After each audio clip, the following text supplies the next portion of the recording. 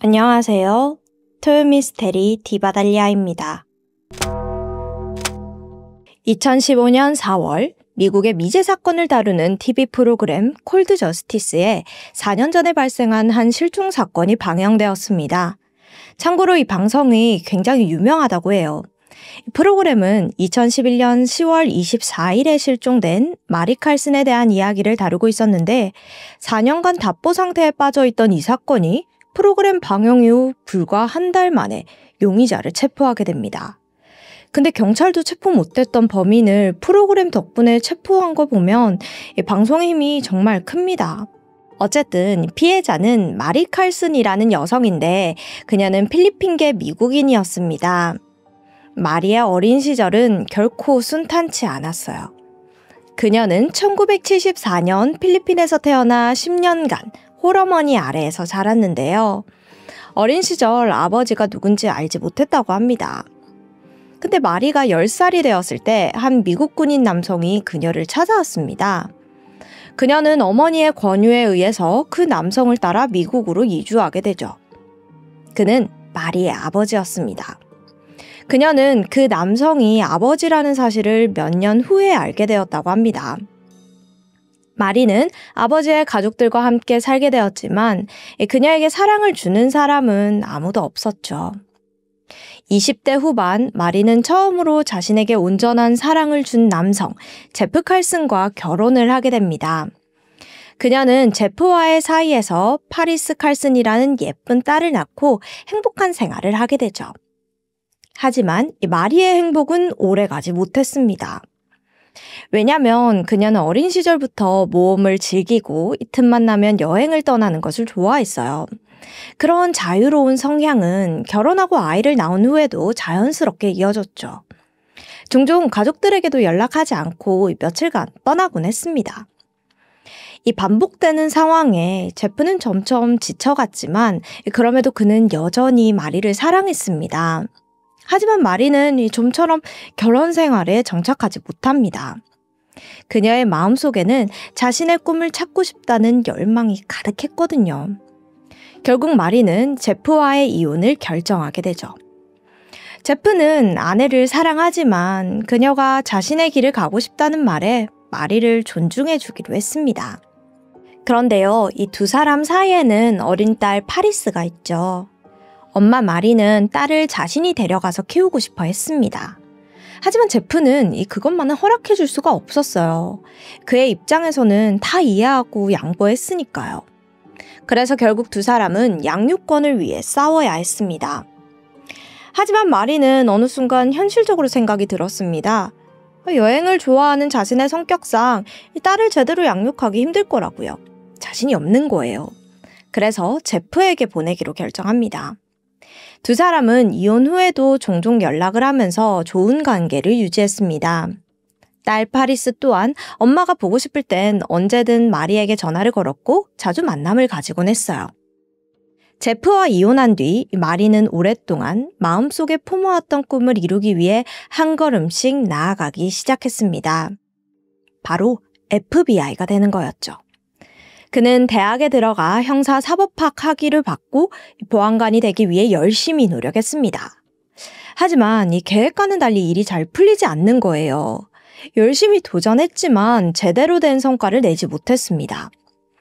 아무 곳에도 정착하지 못한 채 떠돌아다니던 마리는 플로리다에 있는 한 교회에서 제임스 프랑드르 목사를 만나게 됩니다. 제임스는 모든 것을 잃은 마리에게 도움의 손길을 내밀었어요. 자신의 아내 타냐 프랑드르를 소개해주고 음식도 챙겨주고 무엇보다 갈 곳 없던 그녀가 함께 지낼 수 있도록 집에 머무르게 해주는 따뜻한 배려도 잊지 않았죠. 부부는 타냐를 가족의 일원으로 맞이해줬습니다. 그리고 마리는 이곳에서 다시 일어날 힘을 얻었어요. 하지만 마리에게 한 가지 큰 이변이 생기게 됩니다. 바로 마리가 임신을 하게 된 거예요. 그녀는 교회 사람들에게 전 남자친구와의 사이에서 아이가 생긴 것 같다고 이야기를 했습니다. 전 남자친구가 폭력적이었기에 그에게 돌아가지 않고 홀로 아이를 키울 거라고 말했죠. 근데요, 이 이변은 마리에게만 생긴 게 아니었습니다. 오랜 시간 아이가 생기지 않아 고통받았던 제임스 부부에게도 아이가 찾아온 겁니다. 부부는 이 모든 게 마리가 가져온 축복이라고 이야기하면서 크게 기뻐했죠. 같은 시기에 임신한 여성은 서로를 자매라고 지칭할 정도로 가까운 관계가 되었습니다. 마리는 사람들에게 영적인 집을 찾았다고 말하기도 했어요. 2011년 7월, 마리는 둘째 딸을 품에 안았습니다. 아이의 이름은 그레이스였죠. 이후 제임스와 그의 아내 타냐는 갓 태어난 그레이스를 마치 자기 딸처럼 정성껏 돌봐주었고, 출산 후 지친 마리를 위해서 산후조리까지 도와주며 함께 시간을 보냈습니다. 그렇게 세 사람은 약 3개월 동안 한 가족처럼 지냈어요. 그러던 2011년 10월 23일, 평소와 다를 것 없던 그날, 마리의 가족들과 제프는 마리로부터 한 통의 문자를 받게 됩니다. 마리가 오랫동안 하고 싶었던 일이 있어 떠난다는 짧은 문자를 보낸 것이었죠. 가족들은 평소 그녀의 성격을 잘 알았기에 이번에도 어디론가 떠나는구나 생각하면서 대수롭지 않게 문자를 넘겼습니다. 하지만 마리의 전 남편 제프의 생각은 달랐어요. 그는 마리가 딸 파리스에게도 이야기하지 않고 떠난다는 건 말이 되지 않는다고 생각했습니다. 문자를 보자마자 마리에게 뭔가 일이 생겼음을 직감했어요.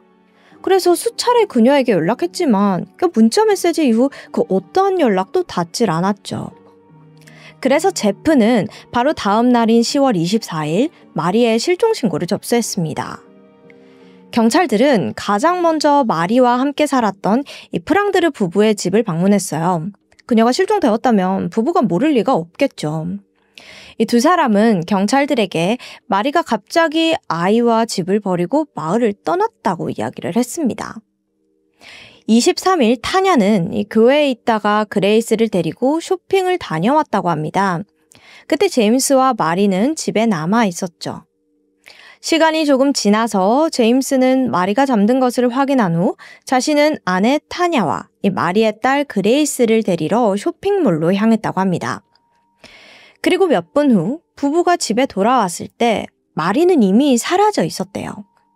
두 사람은 그녀에게 받은 문자와 마리의 차가 사라진 것을 보고 그녀가 자신의 딸 그레이스를 버리고 떠났다고 생각을 했습니다. 이 부부의 말을 들은 경찰은 간단하게 마리의 방을 수색했지만 곧 이상한 점을 발견하게 돼요. 그녀의 옷과 소지품이 모두 그대로 남아 있었던 거죠. 아니, 자발적으로 떠난 사람이라면 최소한 옷 한 벌이라도 챙겼을 텐데 그러한 흔적이 전혀 없었어요. 게다가 마리의 통장에는 $1,000 정도가 남아 있었지만 그 돈도 전혀 사용되지 않았습니다. 23일 이후로 그녀의 생활 반응이 완전히 끊긴 상태인 거예요. 이러한 점들을 종합적으로 고려한 경찰은 단순한 가출이 아닐 수도 있다고 판단했고 그때부터 부부를 의심하기 시작했습니다. 경찰의 의심은 마리의 차량이 공항 주차장에서 발견되면서 더 짙어졌습니다. 근데 이 차량을 처음 발견한 사람이 누군 줄 아세요? 다름 아닌 제임스 목사였어요. 수상하죠. 이 수사 결과 마리가 비행기표를 구매한 기록도 없다는 사실이 밝혀졌고 경찰은 확신을 갖게 됩니다. 부부가 마리를 살해한 뒤 그녀가 자발적으로 떠난 것처럼 상황을 조작했을 가능성이 높다고요. 하지만 몇 달 동안 이어진 집중 수사에도 불구하고 그 가설을 입증할 수 있는 결정적인 증거는 끝내 발견되지 않았습니다. 마리가 실종된 지 3개월 후 그들은 경찰을 피해 마리의 딸 그레이스를 데리고 애리조나로 이주했습니다. 그렇게 그녀의 실종 사건은 별다른 소득 없이 4년간의 긴 냉각기를 가지게 되죠. 하지만 4년 후 2015년 콜드 저스티스에서 마리의 실종 사건 특집을 다루게 되면서 이 사건은 급진적인 변화를 맞이하게 돼요. 프로그램 제작진들은 제임스 부부의 초점을 맞춰서 그들의 비밀을 파헤쳤습니다. 제작진들은 그 교회 교민들을 인터뷰를 하면서 부부의 감추어진 비밀을 하나씩 벗겨냈어요. 대부분의 교민들은 제임스와 타냐가 마리에게 든든한 울타리가 되어줬고 마리가 폭력적인 전 남친과의 관계에서 아이가 생겼다고 알고 있었습니다. 그런데요, 진실은 전혀 달랐어요. 제임스와 타냐, 부부, 그리고 마리, 이 세 사람은 일부 다처제 관계였습니다. 그레이스 아버지가 마리의 전 남친이 아니라 제임스였던 거예요. 이 세 사람의 관계는 마리가 이 부부의 집에 함께 살기 시작한 시점부터 거슬러 올라가야 합니다. 부부는 오랫동안 아이를 기다려왔고 결국 시험관 시술까지 시도했습니다. 하지만 타냐의 자궁 상태가 좋지 않아서 수차례 유산을 겪게 되었죠. 난임으로 인해 큰 고통을 받고 있던 그들은 마리에게 한 가지 부탁을 하게 되는데요. 바로 인공수정을 통해 대리모가 되어달라는 부탁이었습니다. 이에 그녀는 이 부부의 사연을 듣고 깊이 고민하게 됩니다. 생각해보니 지금까지 자신에게 따뜻한 보금자리를 내어주며 아낌없이 돌봐준 부부에게 자신은 늘 받기만 했다는 마음이 들었죠. 그래서 이번에는 자신이 도움이 되고 싶다는 결심을 하게 됩니다. 결국 기꺼이 대리모가 되기로 결정을 내렸죠. 근데 처음 이야기한 것과는 달리 부부는 마리에게 인공수정이 아닌 자연수정을 통해서 아이를 가져달라고 요구를 하는 거예요. 그러니까 이게 제임스와의 성관계를 통해서 아이를 가져달라고 한 거죠. 타냐의 간곡한 부탁에 마리는 결국 제임스와의 성관계를 하기로 합니다. 그리고 이후 세 사람은 남몰래 서로의 관계를 맹세하며 하나의 가족이 되기로 합니다. 공식적인 결혼식은 올리지 않았지만 마음만으로는 이미 부부가 된 셈이었어요. 마리는 타냐가 보는 앞에서 제임스와 관계를 가지게 됩니다. 이게 무슨 막장이죠? 그렇게 타냐와 마리는 서로를 자매라고 지칭하며 하나의 남편을 공유했던 거예요. 제임스는 마리를 시스터 와이프라고 지칭했고요. 2010년 11월 25일 목요일, 추수감사절이었던 이날 마리는 이 부부에게 임신 사실을 알렸습니다. 타냐와 제임스는 신의 축복이라고 이야기를 하면서 막 기뻐했어요. 세 사람은 한 집을 쓰며 일부 다처제로 살았지만 이 사실을 다른 사람들에게는 철저히 비밀에 붙였습니다. 부부와 마리는 대외적인 자리에서는 아이의 아버지가 전 남친이라고 이야기를 했습니다. 또한 그들과 가까운 일부 지인들에게는 마리가 인공수정을 통해 대리모가 되어주었다고 이야기를 했죠. 또한 이 시기 타냐는 가짜로 임신한 척 연기를 했는데 이게 마리의 아이가 태어났을 때 자신의 아이로 대외적으로 소개하기 위함이었어요. 타냐는 마리에게 너가 원하면 언제든지 아이를 데려갈 수 있으니 걱정하지 말라면서 거듭 이야기를 했습니다. 너가 원한다면 내가 다시 아이를 돌려줄게. 이런 거죠, 지금. 2011년 7월 마리는 무사히 아이를 낳았습니다. 그리고 이후로도 이들의 기이한 부부 생활은 계속되었죠. 타냐는 친자식처럼 그레이스를 키우며 마리를 보살폈습니다. 하지만 10월 마리가 돌연 사라지는 사건이 발생하는데 콜드 저스티스 제작진, 그러니까 프로그램 제작진은 이 모든 배후에 제임스가 있다고 지목해요. 그가 원하는 아이를 품에 안게 되자 후에 불씨가 될 마리를 제거한 거라고 주장했죠. 이 방송이 나가면서 사건은 다시 큰 관심을 받게 되었고 경찰도 재수사에 착수했습니다. 새로운 증거와 제보가 이어지자 수사가 급물살을 탔고 그렇게 프로그램이 방영되고 한 달 후인 2015년 5월 제임스는 마침내 2급 살인 혐의로 기소되었습니다. 애리조나 자택에서 체포돼서 플로리다로 송환되었는데 이 검찰과의 형량 거래를 통해서 2급 살인 혐의가 아닌 과실치사로 변경되었어요. 그 대가로 그는 사건의 진실과 마리가 묻힌 장소를 자백했죠. 자, 사건의 전말은 이러했습니다. 마리가 실종된 10월 23일 타냐가 그레이스를 데리고 쇼핑을 하는 사이 이 제임스와 마리는 집에서 싸우게 됩니다. 마리는 일부 다처제 관계에 불만을 품고 떠날 계획을 하고 있었죠. 이때 그녀는 자신의 딸 그레이스를 데려가려고 했던 거예요. 근데 제임스는 이 어렵게 얻은 딸을 보내줄 생각이 없었죠. 제임스는 그녀가 짐을 챙기기 위해 등을 돌렸을 때 뒤에서 마리의 목을 졸랐습니다. 마리의 움직임이 멈출 때까지요. 조금 지나 사망한 것을 확인한 제임스는 그녀의 핸드폰을 통해 마리의 가족들과 전 남편 그리고 타냐에게 마치 마리가 보낸 것처럼 문자를 보냈어요. 그리고 핸드폰 전원을 끈 뒤 그녀의 시신과 함께 핸드폰을 집 뒷마당에 묻었습니다. 이후 제임스는 마리가 떠난 것처럼 조작하기 위해서 그녀의 차를 운전해서 공항 주차장에 버리고 다시 집으로 왔던 거예요.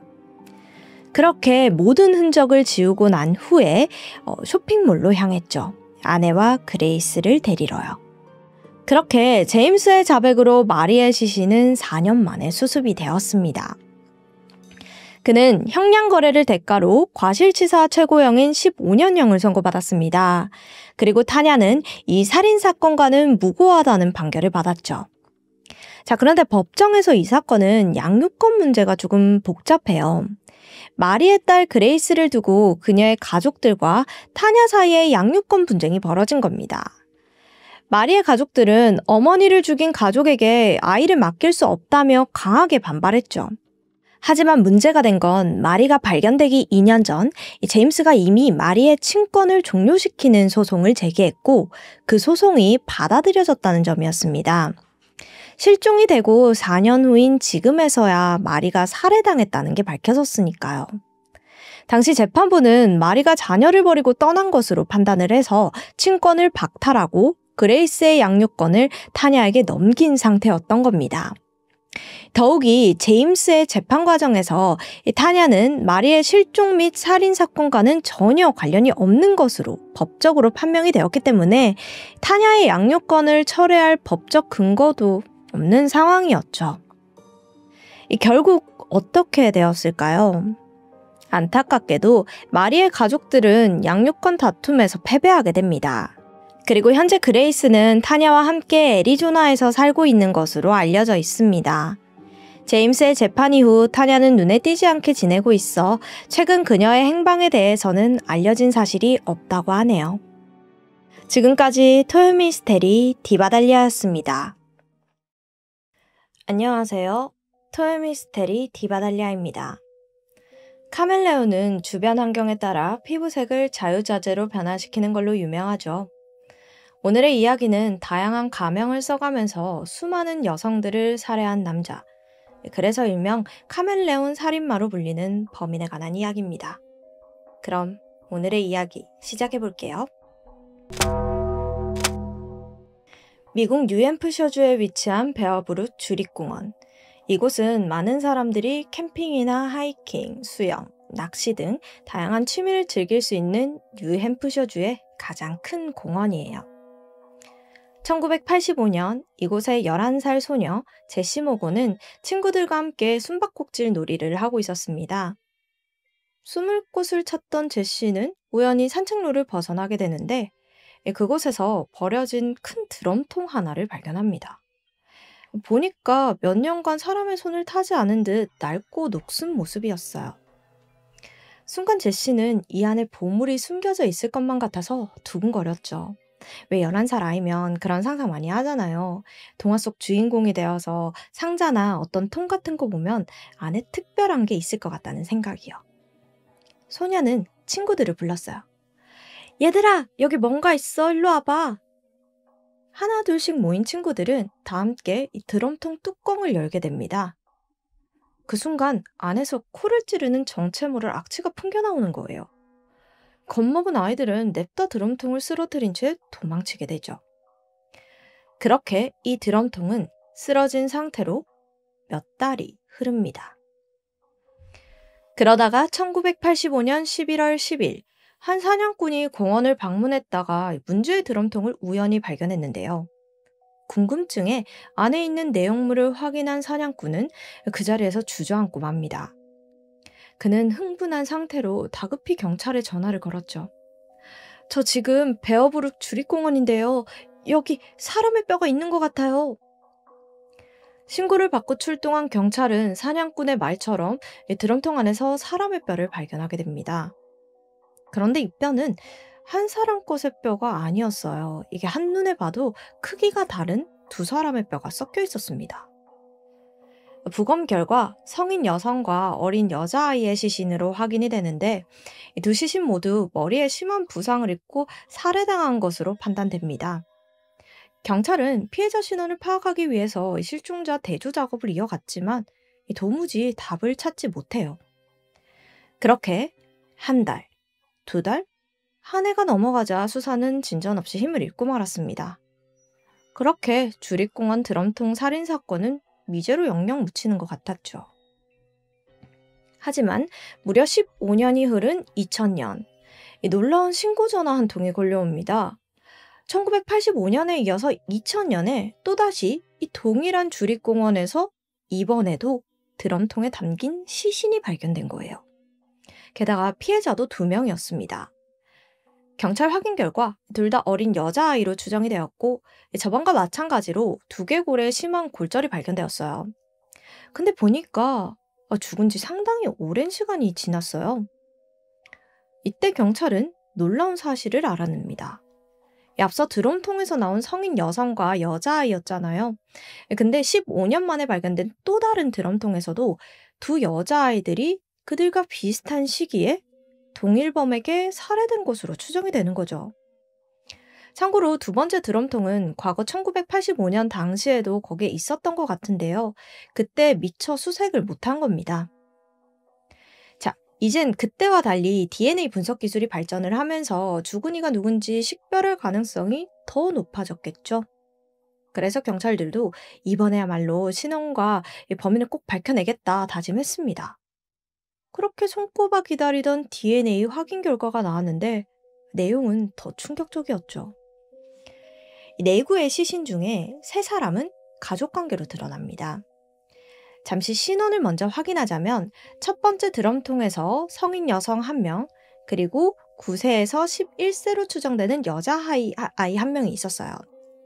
두 번째 드럼통에서는 2살에서 4살로 추정되는 여자아이, 1살에서 3살로 추정되는 여자아이가 발견이 되었는데, 그런데 이 3명의 아이 중 2명은 죽은 성인 여성의 자식인 겁니다. 즉, 엄마와 아이들이 한꺼번에 죽임을 당한 거예요. 아휴. 그런데요, 그 나머지 1명, 그 2살에서 4살로 추정되는 여자아이 1명은 웬일인지 3사람과 DNA가 일치하지 않아요. 그럼 얘는 도대체 무슨 관계인 걸까요?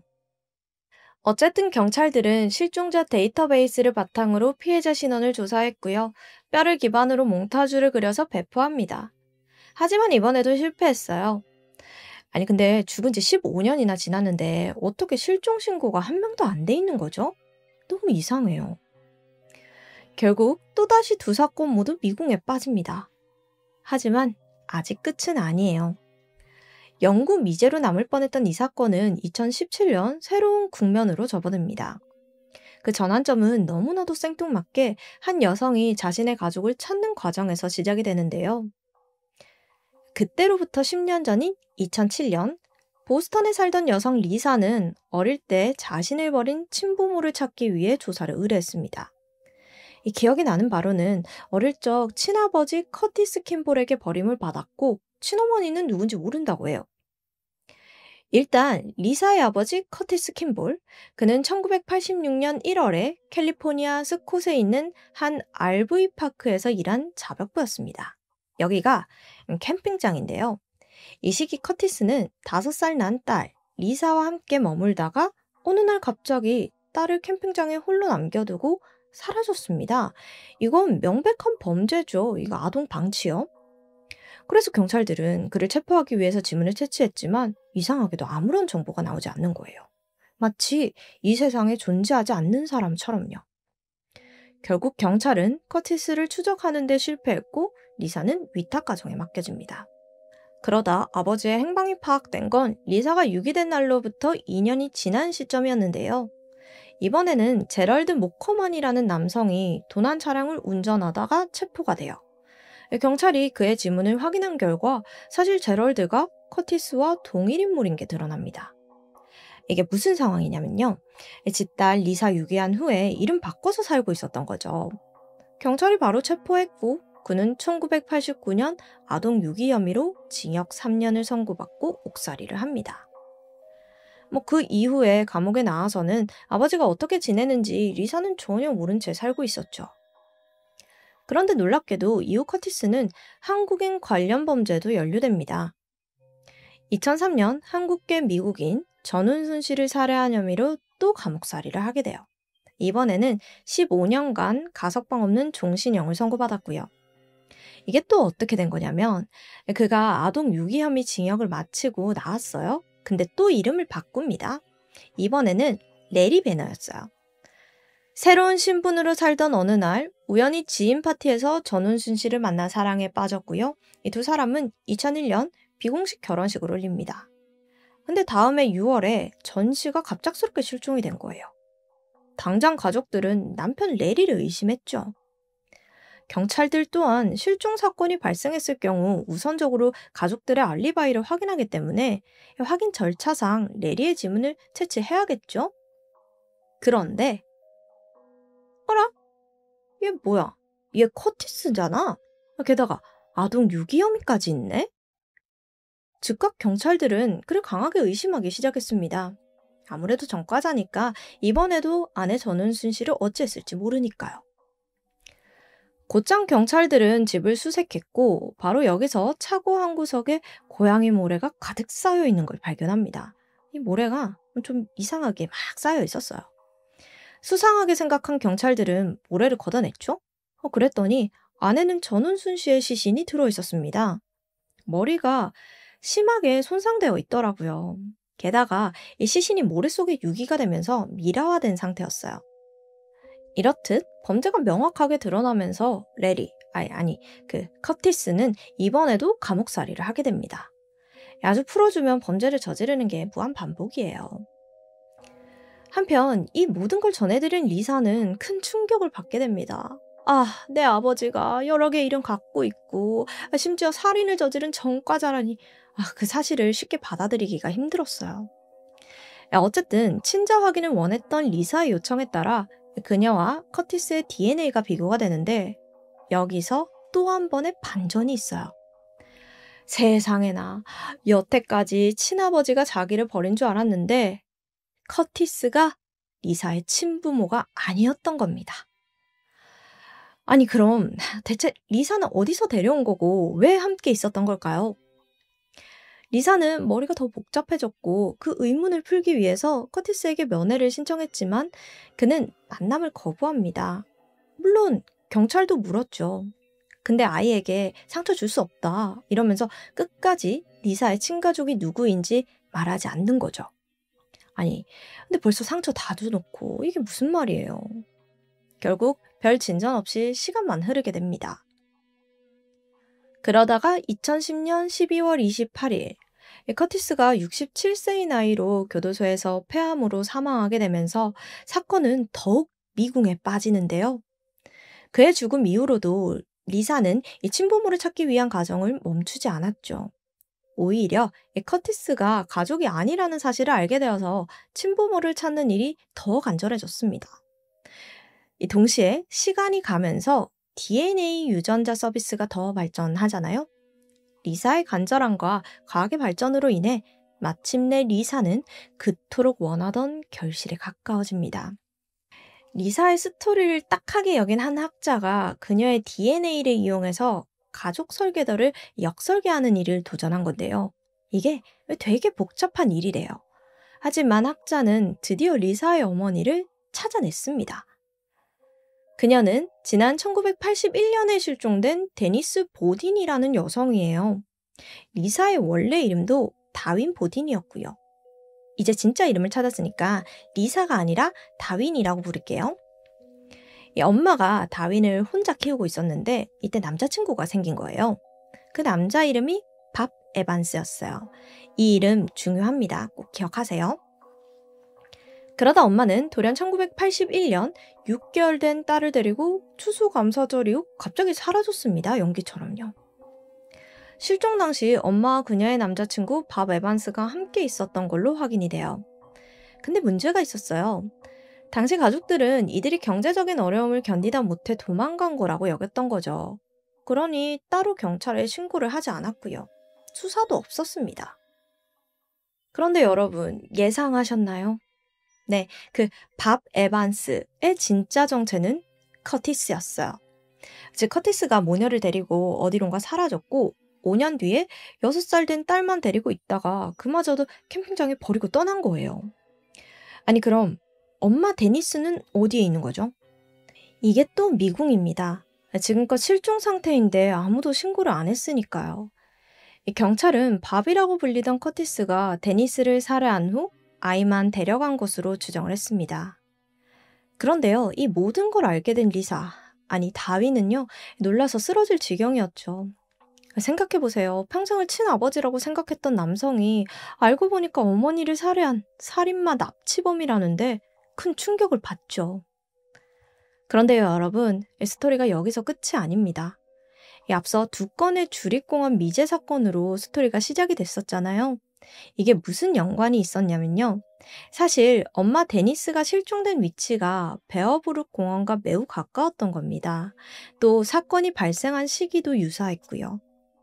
결정적으로 커티스가 전운순 씨 사건에서도 머리를 가격해서 살해를 했는데 드럼통에서 발견된 시신들 모두 머리에 맞아 사망했다는 공통점까지 있었습니다.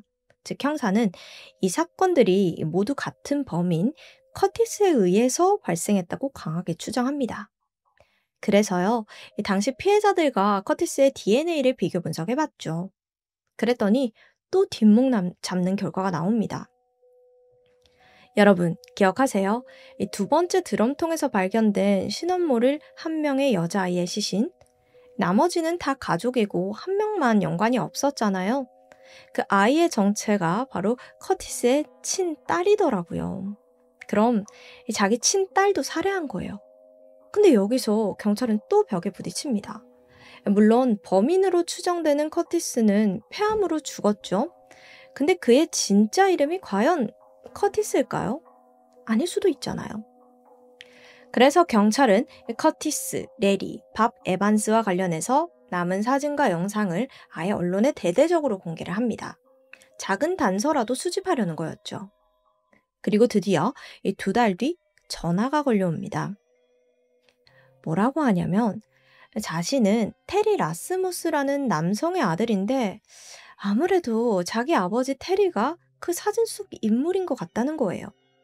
바로 Y 염색체 검사를 했죠. 그랬더니 네, 정확하게 일치합니다. 그럼 이거 무슨 상황인 거죠? 무수한 가명에 숨겨져 있던 그의 진짜 정체는 제보자의 아버지 테리 라스무스였습니다. 여기까지 오기 진짜 힘들었네요. 자, 그럼 테리 라스무스. 1943년생인 그는 전기기술자로 평범하게 살면서 결혼 후에 4명의 아이를 낳았어요. 그러다가 30대가 된 1972년 테리는 폭행 혐의로 체포가 되면서 아내와 이혼을 하고 가족과 완전히 결별합니다. 잠시 감옥에 살다가 3년 만에 나왔고 1975년부터 미국 전역을 떠돌아다니면서 살았습니다. 그러던 중 1970년대 후반 그는 밥 에반스라는 가명을 가지고 한 여성과 사랑에 빠져요. 그녀는 마를리즈였고 함께 한 도시에 정착을 합니다. 근데요, 이 마를리즈에게는 2딸이 있었습니다. 6살 난 마리와 1살의 사라. 근데 이 연령대 어딘가 익숙하지 않으세요? 혹시 여러분 이 3사람 누군지 감이 오시나요? 네, 앞서 드럼통에서 나온 엄마와 2딸의 시신, 바로 이들이었던 거예요. 정확히 이야기를 하자면 테리의 2번째 부인과 아이들이었죠. 이렇게 다 죽일 거면 결혼은 도대체 왜 하는 걸까요? 아니, 그리고 그 드럼통에는 테리와 유전자가 일치하는 친딸도 있었잖아요. 이 아이는 이상하게 출생신고를 안 한 상태였는데 아이의 엄마가 누군지는 끝까지 밝혀지지 않았습니다. 물론 왜 아버지 손에 죽어야 했는지도 미궁으로 남아있고요. 진실을 아는 사람은 아무도 없죠. 이후로도 경찰은 테리의 숨겨진 범행을 찾기 위해 계속 추적을 이어나갑니다. 그 과정에서 밝혀진 가명만 해도 무려 10개가 넘었을 정도예요. 하지만 정확히 범행을 밝혀진 사건은 오늘 말씀드린 게 다입니다. 경찰은 어쩌면 그의 범죄가 이게 다가 아닐 수도 있다고 조심스럽게 예측합니다. 누군가 소리 소문 없이 테리에게 머리를 가격당한 채 은밀한 곳에 시신으로 숨겨져 있을지도 모르죠. 실제로 그는 다른 여러 사건의 용의자로 지목되기도 했지만 당사자가 죽은 이상 더 이상 수사에 진전은 없었습니다. 결국 사건은 종결이 되었고 테리에게는 카멜레온 킬러라는 별명이 붙으면서 그는 악질 범죄자로 남게 되었죠. 여러분 오늘 사건 잘 따라오셨나요? 제럴드, 커티스, 레리, 밥 에반스, 마지막 실명 테리까지 여러 이름이 등장했는데 중요한 건 범인은 왜 그랬던 걸까요? 보니까 여자를 만나서 정착만 하면은 죽여요. 앞서 리사, 아니 그 다윈의 친엄마도 살해당한 것으로 추정이 되고요. 또 마릴리즈 모녀 3명도 살해했고요. 이후 한국계 아내 전 씨랑 결혼을 했는데 또 얼마 안 가서 살해했어요. 분명 그의 범죄에는 어떤 패턴이 보입니다. 하지만 안타깝게도 진짜 살해 동기를 말해줄 당사자 범인은 사망하고 말았죠. 미처 밝혀지지 않는 그의 여자가 또 있진 않을까요? 여러분의 생각을 댓글로 남겨주세요. 지금까지 디바달리아였습니다.